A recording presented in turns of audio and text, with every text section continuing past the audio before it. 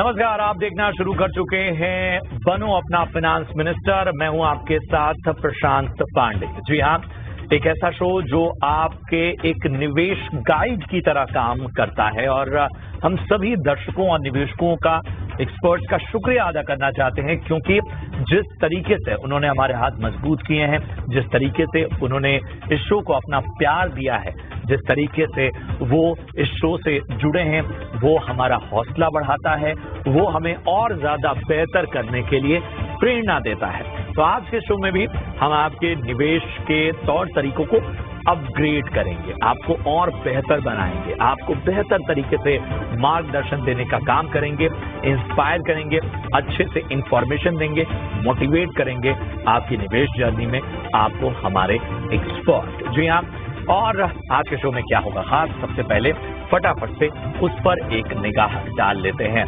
तो आज है बुधवार। जी हाँ, आज है बुधवार और हर बुधवार विमेंस वेडनेसडे में हम खास शो लेकर आते हैं। बचत और निवेश में महिलाओं की भूमिका पर बातचीत होगी, जानेंगे महिलाओं के लिए लोकप्रिय निवेश विकल्प कौन से हैं, महिलाओं के लिए एसआईपी के साथ एक मुश्त निवेश की रणनीति क्या हो। यही नहीं, बदल रहा हिंदुस्तान, नारी शक्ति की नई पहचान क्यों जरूरी है, महिलाओं की आर्थिक भागीदारी को बढ़ावा देना, उन्हें और ज्यादा इसके लिए एम्पावर करना। और आज हमारे साथ विमेंस वेडनेसडे में एक बहुत ही खास हस्ती मौजूद होंगी जो एक शिक्षाविद हैं, अपने आप में एक प्रेरणा है। जी हाँ, एटलस स्किल टेक यूनिवर्सिटी की प्रेसिडेंट और चांसलर से हम खास चर्चा करेंगे। डॉक्टर इंदु शाहानी जी हमारे साथ जुड़ेंगी और स्किल डेवलपमेंट से लेकर उनके संघर्षों और उनके सफलता के मूल मंत्र जानेंगे हमारे तमाम महिला निवेशक। साथ ही हर रोज की तरह हम आपको बताएंगे कि कैसे अपना बैलेंस पोर्टफोलियो बनाएं। निवेश, इंश्योरेंस, क्रेडिट कार्ड, क्रिप्टो और लोन से जुड़े सवाल जो भी हैं आपके, वो आप हमें भेज सकते हैं। तरीका आसान है, आपको कुछ नहीं करना है, अपना सवाल आप हमें इस नंबर पर व्हाट्सएप कर दीजिए। अपना सवाल आप वीडियो की शक्ल में भी भेज सकते हैं। जी हाँ, आप चाहें तो वीडियो बनाकर भी अपना सवाल हम तक भेज सकते हैं। यही नहीं, सोशल मीडिया पर, यूट्यूब पर ये शो देखते हुए आप कमेंट बॉक्स में भी अपना पोर्टफोलियो या अपना कोई सवाल है वो हम तक पहुंचा सकते हैं।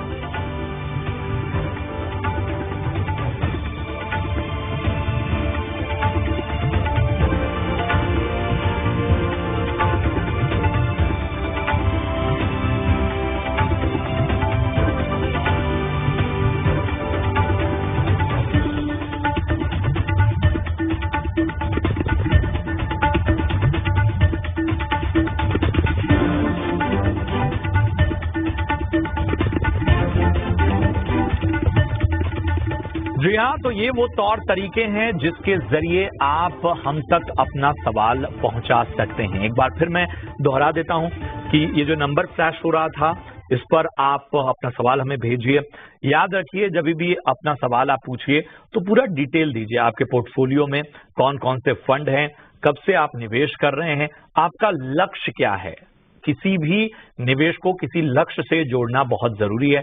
आपका लक्ष्य क्या है, पोर्टफोलियो को आप रिव्यू कराना चाहते हैं, आप और कोई सवाल करना चाहते हैं, वो सभी बहुत स्पष्ट भाषा में मेंशन कीजिए। आप चाहें तो वीडियो रिकॉर्ड करके भी भेज सकते हैं, हम उन सवालों को शामिल करेंगे। और यूट्यूब का तरीका तो हमने बताया, यूट्यूब पर भी आप अपने सवाल हम तक पहुंचा सकते हैं।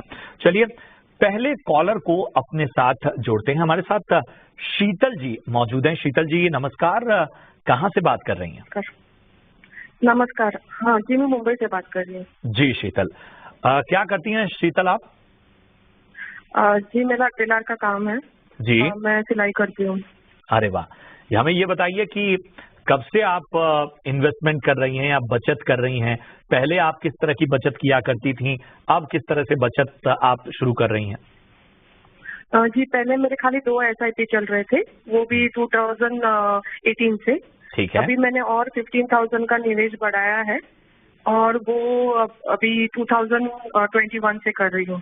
अरे वाह, हमें ये बताइए कि जो ये बचत आप कर रही हैं, इसका इसको किसी गोल से जोड़ा हुआ है, आपका कोई लक्ष्य है? जी, वो मुझे एक्चुअली रिटायरमेंट के हिसाब से मैं कर रही हूँ। जी। तो पहले मैं 5,000 करती थी, फिर बाद में 2021 से मैंने और 15,000 उसमें जोड़ दिए हैं।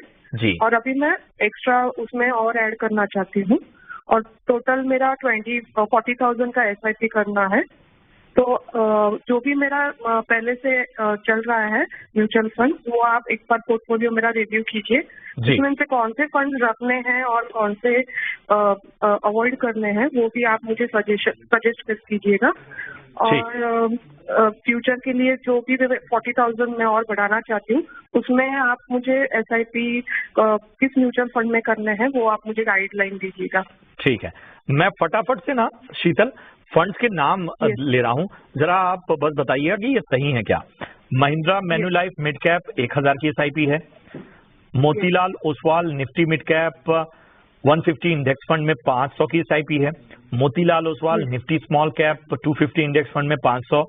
Mirae asset large and mid cap में 1,000। ICICI प्रू टेक्नोलॉजी में 1,000। क्वांट इंफ्रा में 1,000। क्वांट एक्टिव फंड में 1,000। Quant LSS tax saver fund में 1,000। क्वांट मिड कैप में 1,000। क्वांट फ्लेक्सी कैप में 1,000। निपॉन इंडिया लार्ज कैप में 2,500 और DSP मिड कैप में आपका 2,500 का निवेश है। सही है? या और टोटल पोर्टफोलियो अभी तक का 12 लाख का है। ठीक और है। मुझे रिटायरमेंट के लिए अराउंड 2 CR जोड़ने हैं। ठीक है। और वो भी 15 इयर्स का ये है मेरा। ठीक है, चलिए बिल्कुल आपको बेहतर तरीके से गाइड किया जाएगा। हमारे साथ समीर शाह साहब जुड़ चुके हैं, हेड हैं ऑनलाइन बिजनेस के एक्सिस सिक्योरिटी से। समीर जी बहुत बहुत स्वागत, अच्छा लग रहा है आपसे बातचीत करते हुए। शीतल की तमाम डिटेल्स आपके पास हैं ही, और उन्होंने तमाम बातों को बहुत स्पष्ट रूप से आपके सामने रखा। अगर कोई बात छूट गई हो तो आप उनसे पूछ भी सकते हैं, क्योंकि वो हमारे साथ फोन लाइन पर बनी हुई हैं। अदरवाइज उनके सवालों के, उनकी शंकाओं का समाधान कीजिए।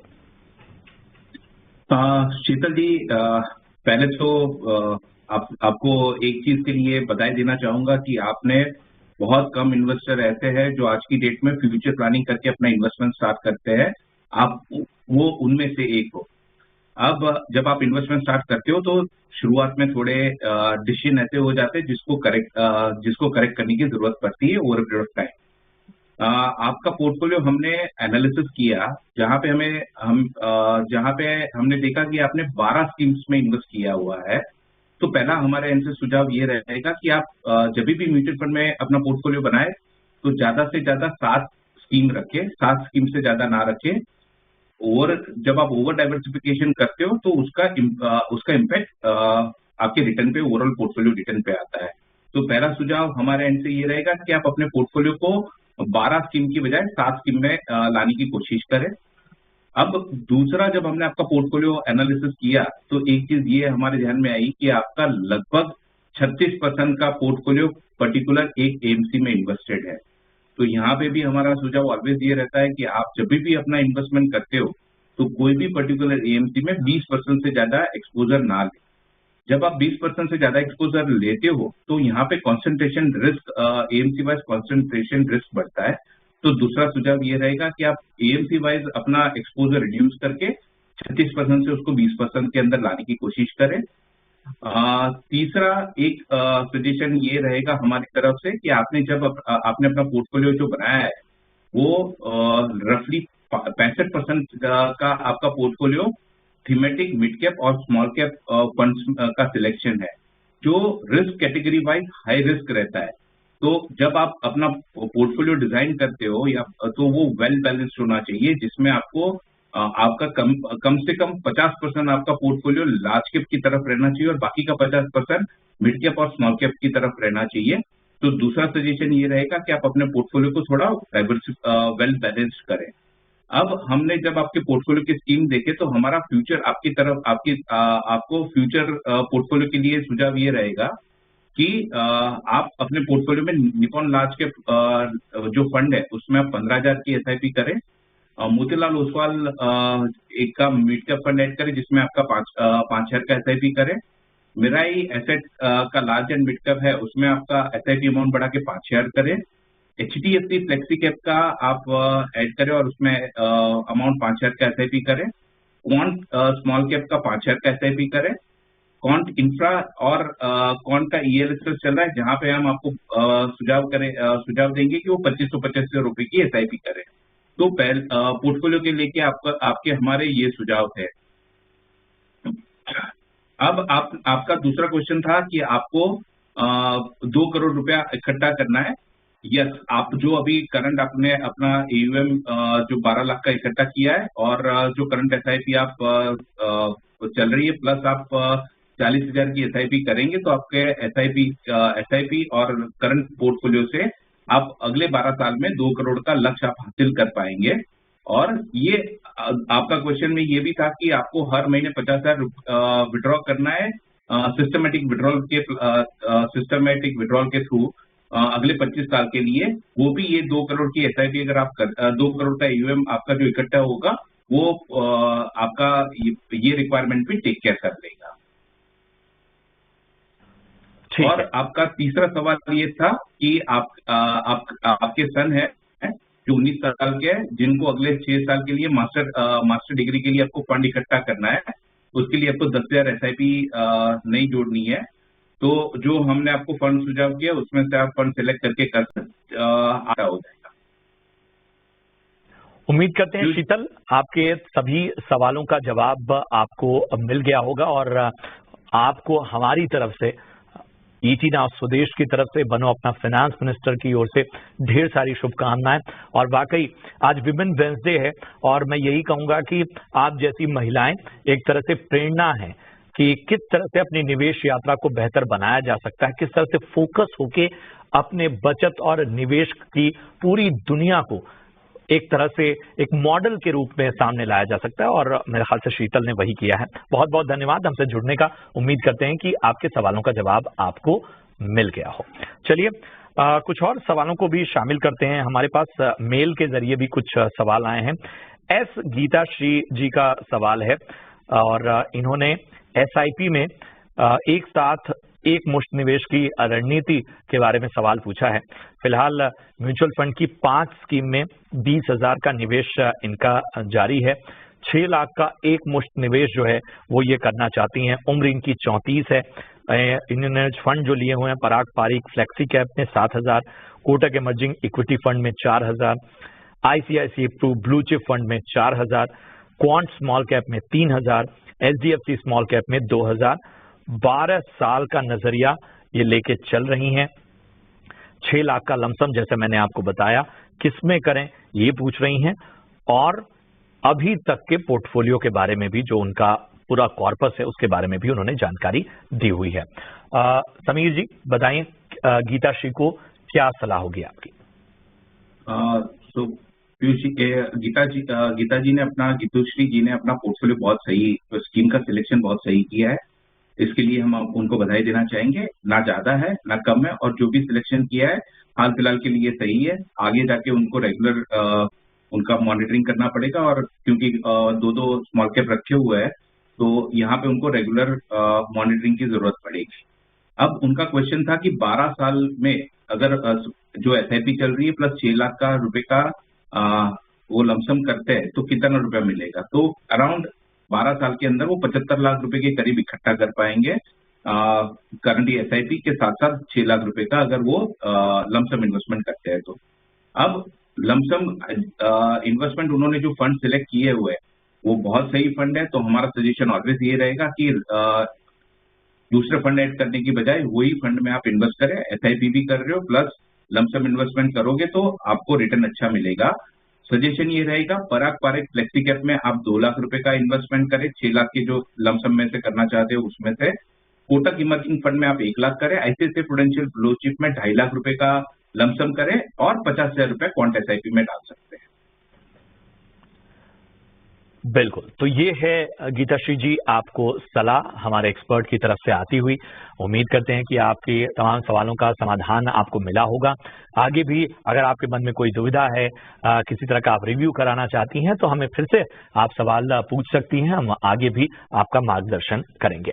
चलिए, इन सवालों के साथ ही वक्त हो गया एक छोटे से ब्रेक का। फौरन हाजिर हो गए।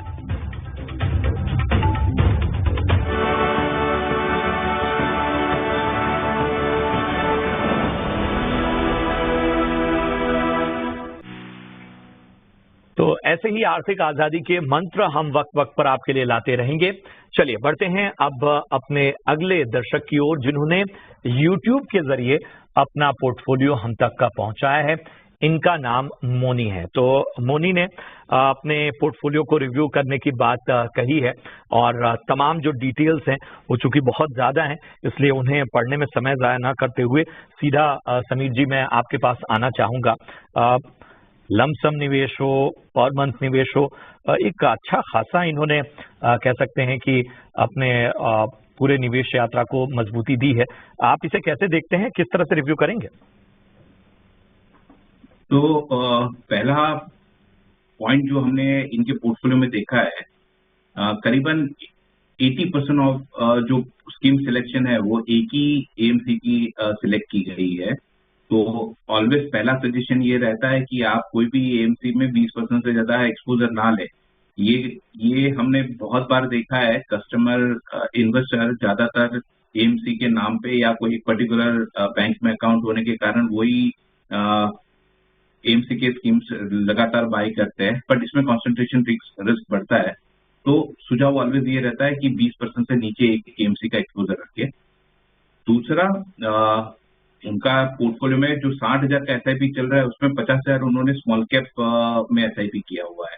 तो ये भी एक थोड़ा रिस्की प्रोपोजिशन है, क्योंकि सारा का सारा हाई रिस्क इंस्ट्रूमेंट में उनका इन्वेस्टमेंट हो रहा है। तो थोड़े बदलाव की जरूरत है। पहले हम सजेस्ट करेंगे कि जो एसआईपी है वो डाइवर्सिफाइड 60,000 का एसआईपी कैसे करें। पहले आईसीआईसीआई प्रूडेंशियल ब्लू चिप में 30,000 का एसआईपी करें, मोतीलाल ओसवाल के मिड कैप में 10,000 का एसआईपी करें, फ्रैंकलिन इंडिया का फ्लेक्सी कैप में 10,000 करें और एचडीएफसी के स्मॉल कैप में 10,000 करें।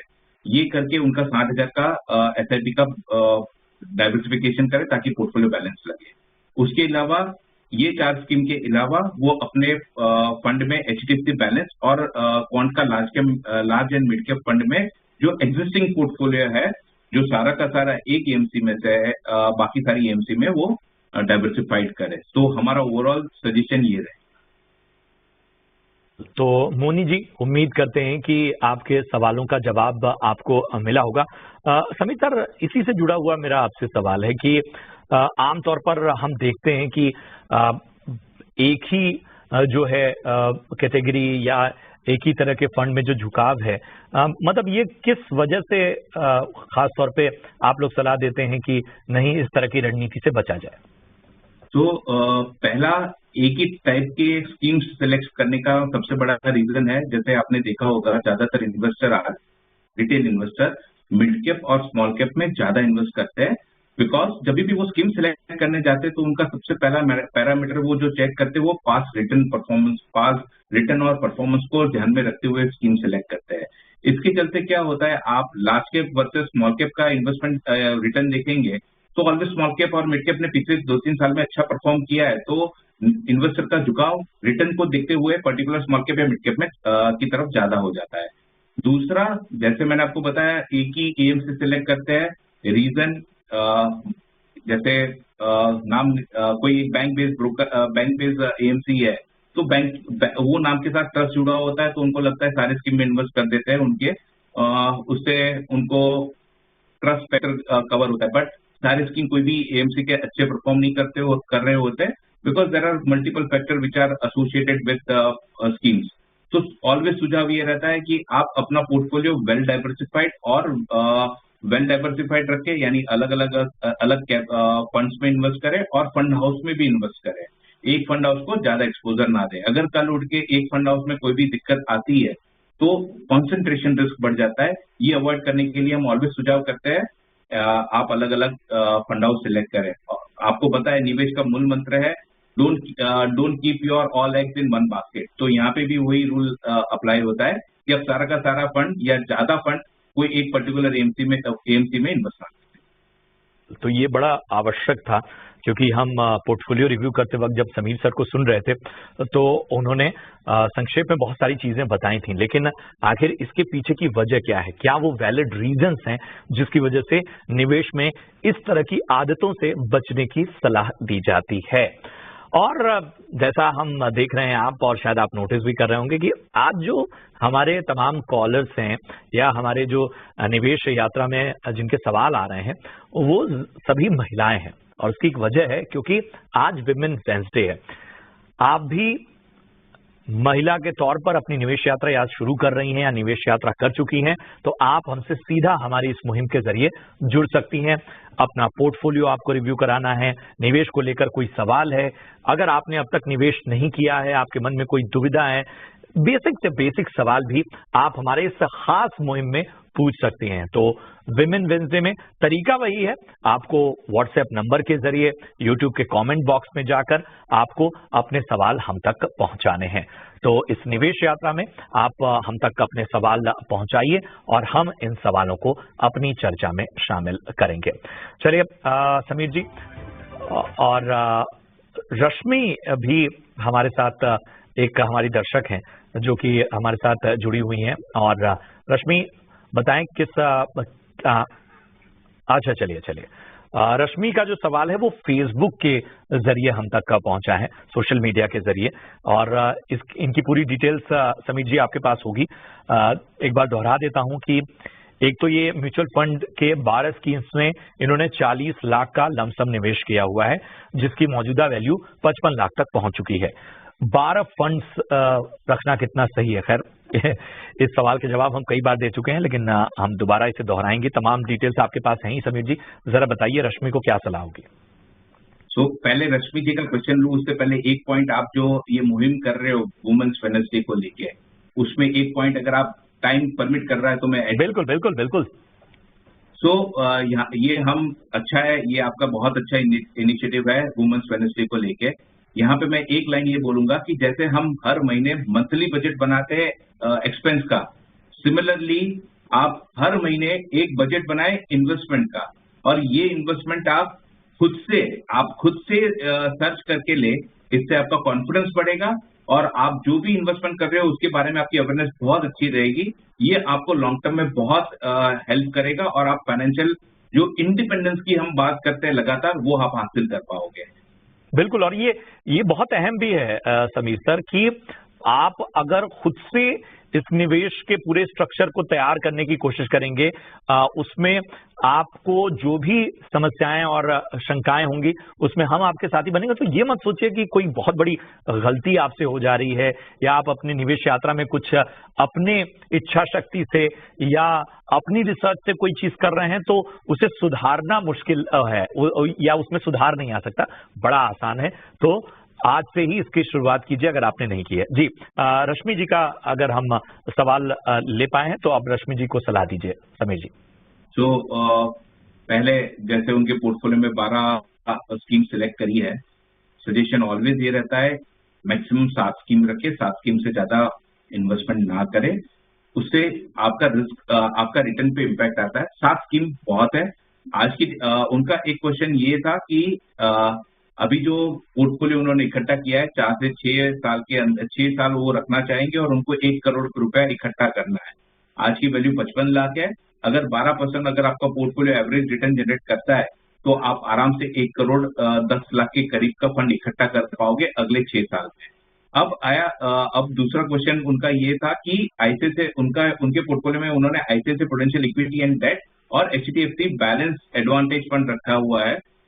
उनका क्वेश्चन ये था कि वो लॉन्ग टर्म इन्वेस्टर है तो क्या बैलेंस और डेट और बैलेंस फंड में से निकल के इक्विटी में जाए। तो मैं आपको पहले बता देता हूँ, आईसीआईसीआई प्रूडेंशियल का जो इक्विटी एंड डेट फंड आपने सिलेक्ट किया है वो इक्वली इक्विटी जैसा ही है, क्योंकि उसमें 72% इन्वेस्टमेंट उन्होंने इक्विटी में ही किया हुआ है। तो यहाँ पे हमारा सुझाव उसको लिक्विडेट करने का नहीं रहेगा। दूसरा उनका क्वेश्चन था एचडीएफसी बैलेंस एडवांटेज फंड, जहां पे आपका 53% जिसमें 53% इक्विटी में इन्वेस्टमेंट है। यहाँ पे भी हमारा सजेशन ये रहेगा कि आप इसको लिक्विडेट ना करें, क्योंकि जब आप इन्वेस्टमेंट करते हो सारा का सारा अगर इक्विटी में करते हो, कल उठ के जब आपका रिडम्पशन का टाइम आता है और मार्केट में कोई भी रीजन से अगर वो नीचे जाता है तो आपके पास सेफ्टी करने के लिए कोई उपाय नहीं रहता है। तो डेट फंड आपको वो स्टेबिलिटी लाके देता है। तो हमारा सजेशन ऑलवेज ये रहेगा कि आप ये फंड को रिडीम ना करें। और जो आपका पोर्टफोलियो है उसमें सजेशन ये रहेगा 5-6 टॉप परफॉर्मिंग स्कीम, 6 या 7 टॉप परफॉर्मिंग स्कीम में आप बाकी के सारे फंड मर्ज कर दें। तो ये है आपको सलाह रश्मि जी, और उम्मीद करते हैं कि आपकी शंकाओं का समाधान हो गया होगा। विमेन वेंसडे से जुड़ने के लिए, अपने सवालों को हम तक पहुंचाने के लिए आप सभी निवेशकों का बहुत बहुत शुक्रिया, और खास तौर पे महिला निवेशकों से एक बार फिर आग्रह कि आप अपना सवाल, अपनी शंकाएं हम तक पहुंचाते रहिए। हम आपकी निवेश यात्रा में आपके मार्गदर्शक बनेंगे। बहरहाल यहाँ रुकेंगे एक छोटे से ब्रेक के लिए। ब्रेक के उस पार विमेन्स वेंसडे में खास सरप्राइज आपके लिए, एक अलग तरह से हम आपको इंस्पायर करने वाले हैं, इन्फॉर्म करने वाले हैं, मोटिवेट करने वाले हैं। आप बने रहिए हमारे साथ।